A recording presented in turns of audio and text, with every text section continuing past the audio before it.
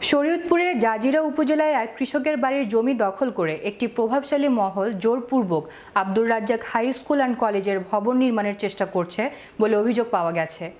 এ নিয়ে আদালতের মামলা হলে ওই দরিদ্র পরিবারটিকে বিভিন্ন চাপ প্রয়োগ ও হুমকি দেওয়া হচ্ছে বলেও অভিযোগ রয়েছে। তবে কলেজ কর্তৃপক্ষ তাদের জায়গা বলে দাবি করছেন। এ নিয়ে দুই পক্ষ মুখোমুখি অবস্থান নেয়ায় এলাকার উত্তেজনা বিরাজ করছে। বিষয়টি দ্রুত মীমাংসা না হলে সংঘাতের আশঙ্কা করছেন স্থানীয়রা। নোয়াখালীতে প্রধানমন্ত্রী শেখ হাসিনার ৪৩তম স্বদেশ প্রত্যাবর্তন দিবস উপলক্ষে বর্ণাঢ্য শোভাযাত্রা হয়েছে। বুধবার নোয়াখালী জেলা যুবলীগের উদ্যোগে শেখ হাসিনার নেতৃত্বে দুর্বার গতিতে এগিয়ে চলছে বাংলাদেশ স্লোগানে শোভাযাত্রা বের করা হয়। জেলা যুবলীগের যুগ্ম আহ্বায়ক নাজমুল আলম মঞ্জুর নেতৃত্বে শোভাযাত্রাটি জেলা শহর মাইজদির মুক্ত স্কয়ার থেকে শহরের প্রধান সড়ক প্রদক্ষিণ করে জেলা আওয়ামী লীগের কার্যালয়ে মিলিত হয়। পরে এক সংক্ষিপ্ত আলোচনা সভা অনুষ্ঠিত হয়।